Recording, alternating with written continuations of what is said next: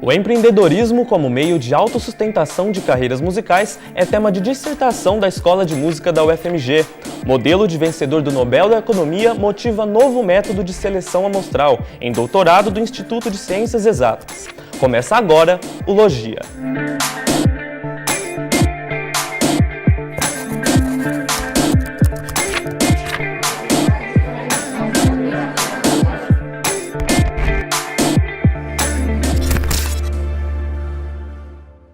Olá, seja bem-vindo ao programa Logia. A queda do monopólio das gravadoras e a popularização das redes sociais criam um cenário para artistas musicais se autossustentarem.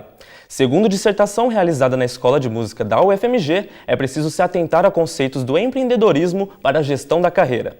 Eu me encontrei com Cláudio Pereira, responsável pela dissertação, para entender melhor o processo de pesquisa.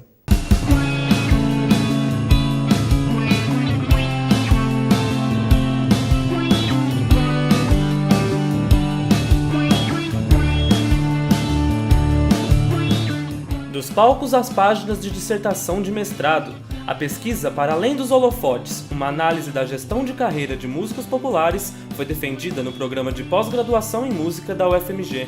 O interesse em pesquisar o tema partiu primeiro de uma necessidade pessoal, de aquisição de ferramentas técnicas para lidar com isso, que é a coisa da gestão de carreira, de se projetar numa carreira em música e tudo. E pela identificação da necessidade de a gente falar mais sobre esse tema, de trazer esse tema para dentro da academia, a gestão de carreira musical. Que a gente trata muito bem de música, mas esquece de uma outra parte muito importante, que é assim, como agir no mercado, como tratar a música como um serviço, ou até mesmo um produto, um negócio. O estudo procura integrar o empreendedorismo à gestão de carreiras musicais. O tema é delicado e evidencia uma dualidade entre o sagrado e o profano. O lucro costuma ser visto como fator contrário à criação artística. O objetivo geral da minha pesquisa é o de elucidar os processos que tangem a gestão de carreira musical a partir da experiência de 3 bandas de rock da cidade de Belo Horizonte.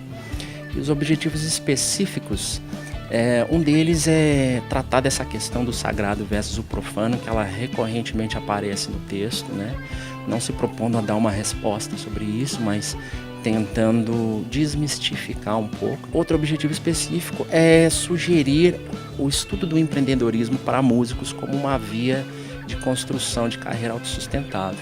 A metodologia contou com acompanhamento de shows das bandas e entrevistas com os integrantes. Os dados foram administrados com a ajuda de software para a criação de mapas mentais. O software MindNode 2, que é um software dentre vários que existem aí de mapa mental, ele cumpre essa tarefa também. Você vai lançando ideias e vai conectando uma ideia com a outra, vai fazendo anotações, vai colorindo. Daqui a pouco você está com um mapa mental com várias colocações e várias ligações entre os temas, subtemas, e tem a possibilidade de rapidamente intercambiar, mudar de posição. Se você acha que uma seção do seu trabalho pode ser mudada, rapidamente você coloca e vai tendo um mapa de estrutura do seu trabalho. Cartoon, R47 e Somba. São elas as 3 bandas investigadas na pesquisa. Todas guardam influências do rock.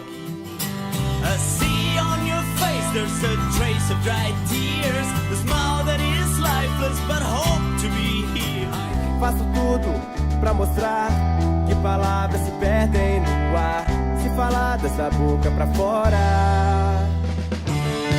Procuro a brecha na ponta dessa flecha que abre e fecha o meu peito. Eu tive um único autor que eu posso considerar, que eu considerei o referencial teórico mesmo, que é o Salazar, o Leonardo Salazar. É um cara que tem um material, um livro publicado muito amplo sobre o assunto, onde ele trata desde de questões históricas relacionadas à formação do consumo, do público consumidor de nichos musicais no Brasil, até a proposição de um amplo plano de negócios, tratando de vários pormenores, muito típico do mundo da gestão mesmo, que os músicos não estão acostumados. É raro os artistas independentes conseguirem se sustentar tendo apenas a música como trabalho.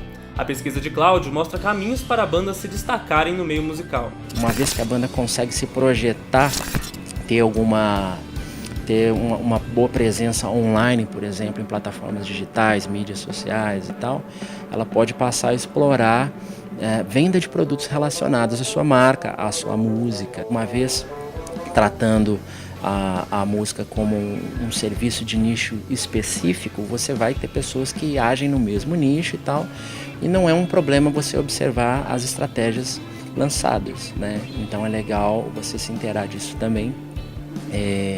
É muito interessante se apoiar num plano de negócios estruturado previamente. Se você está planejando atingir tanto um específico número de público no seu show ou de vendas de fonogramas, isso tudo pode ser potencializado quando você tem uma organização maior, e o plano de negócios ajuda muito nisso. Raramente uma banda ela consegue ir do início ao fim na execução de um plano sem alterações, sem ter percalços, né? Tem sempre que estar ajustando.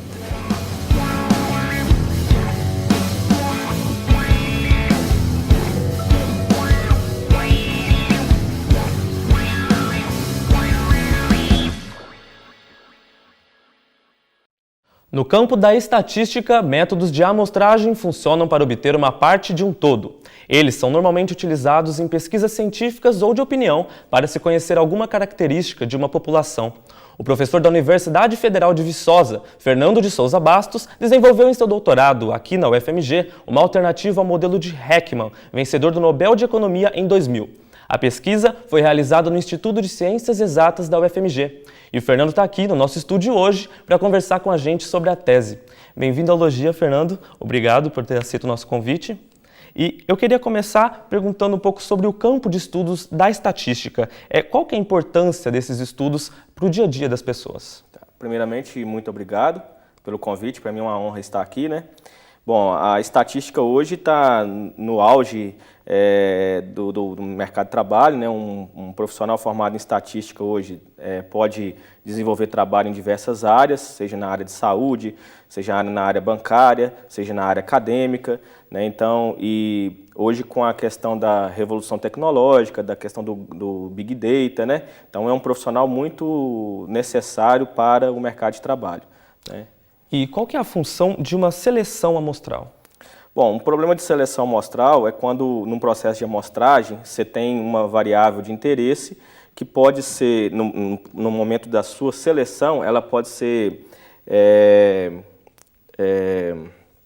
afetada por alguma variável oculta, uma variável latente que o profissional, que o amostrador não tem conhecimento naquele momento, né? Então, no momento de amostragem, uma variável de interesse pode ser afetada por uma variável oculta e, nesse sentido, você não observar alguns dados, né, da amostra. E só para ficar mais fácil para o pessoal em casa, qual um exemplo de uma variável de interesse, por exemplo? Bom, uma variável de interesse poderia, por exemplo, ser o voto em algum candidato, né? Aproveitando o momento que a gente está vivendo.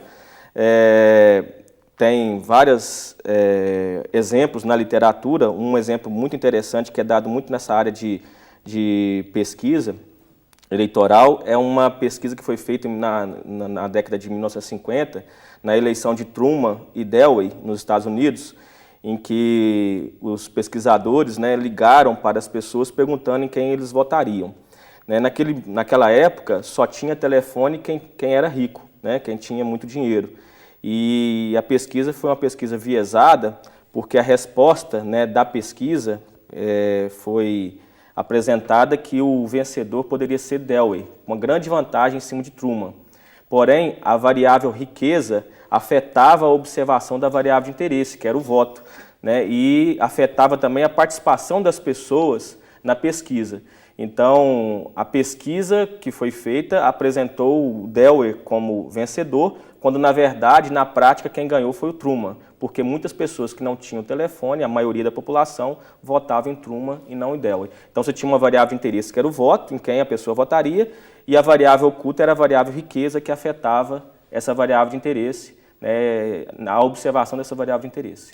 E o senhor trabalha na sua tese com o modelo de Heckman. O senhor pode explicar para a gente o que é esse modelo? Tá. Heckman é um matemático, graduado em matemática, fez mestrado e doutorado em economia, que em 1976 percebeu que num processo de amostragem a variável de interesse poderia ser afetada por alguma variável oculta. E uma modelagem mais correta seria modelar não somente a variável de interesse, mas também essa variável oculta, né? Então o modelo de Heckman faz isso, ele tem duas equações, uma para modelar a variável de interesse e uma outra para modelar a variável oculta. E a tese do senhor, ela propõe um novo modelo de seleção amostral, né? Por qual razão que o senhor resolveu propor esse novo modelo? Tá. O modelo de Heckman foi proposto em 1976, como eu falei, mas já na época da sua proposição, houve várias críticas em relação ao modelo por necessitar, né, de uma distribuição de probabilidade, né? Em estatística, os modelos nossos, em geral, a variável de interesse ela tem uma distribuição amostral, né? No caso do modelo de Heckman, é sugerido a distribuição normal, que é uma distribuição simétrica, né? Quem é da área sabe que a maioria dos bancos de dados possui assimetria, né? Então era necessário uma nova modelagem, um novo modelo para poder tratar dados assimétricos.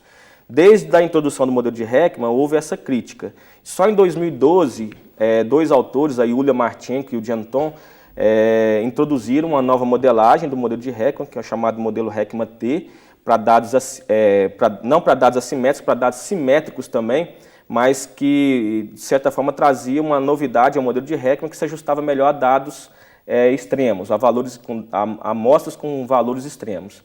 Em 2016 surgiu um outro um pouco melhor para dados assimétricos, que é o modelo Skew normal, mas ele também tinha alguns problemas que eu posso falar mais à frente. E em 2018 agora a gente apresentou o nosso, que a gente conseguiu mostrar na tese que ele se ajusta melhor a dados assimétricos e positivos, e é uma demanda da literatura acadêmica nesse sentido. Havia uma demanda muito grande, né? E o nosso modelo, de certa forma, cumpre esse papel. E o senhor pode simplificar para a gente o que seriam esses valores simétricos e assimétricos? Quais que as diferenças entre eles? Sim. Quando você trabalha com distribuição normal, quando eu falo que os dados são simétricos, isso significa que os dados variam simetricamente em torno de uma média, né? Você tem a sua distribuição de frequências de apresentação dos dados, eles têm um desvio em relação à média, né, tanto da parte negativa quanto da parte positiva, mais ou menos semelhante, né, simétrica mesmo. E dados assimétricos, como renda, por exemplo, se observa à direita do zero, né, em geral, você não tem renda negativa, renda positiva, e a média ele está mais próximo a média da população, por exemplo, está mais próxima do zero, e tem muitos valores extremos que puxam a distribuição para frente, de forma que você não tem uma distribuição simétrica dos dados de renda, por exemplo, né? Então, para esse tipo de dado, o modelo de Heckman não era muito apropriado, né? Apesar de a gente conseguir fazer a sua aplicação, fazendo uma transformação da variável de interesse, aplicando uma função logarítmica, por exemplo, para transformar os dados, torná-los mais simétricos e aí sim aplicar o modelo de Heckman, o que causava um certo transtorno na interpretação dos parâmetros. E qual é a importância do modelo de Heckman para o campo da estatística? O que mudou com a chegada dele? Bom, mudou a modelagem dos dados assimétricos, né? Antes você tinha que fazer a transformação da variável de interesse, né, para aplicar o modelo de Heckman, ou aplicar o modelo Heckman-T ou o modelo Skew normal, né, que também é um modelo que foi introduzido em 2016. O problema desses modelos, Heckman-T e Skew normal, é que eles necessitam também da estimação de um parâmetro a mais. O nosso modelo é um modelo mais parcimonioso, no sentido de possuir a mesma quantidade de parâmetros do modelo de Heckman e se ajustar melhor a dados assimétricos sem necessidade da transformação da variável de interesse. E sobre o processo de pesquisa do senhor, qual foi a metodologia utilizada? A metodologia num trabalho de estatística pura ou matemática pura, né, é de muita pesquisa, principalmente em periódicos nacionais e internacionais, muito trabalho no escritório, né, no computador, e é um trabalho bem gratificante porque demanda muito esforço mental, né? Então, é um trabalho mais no escritório mesmo, né?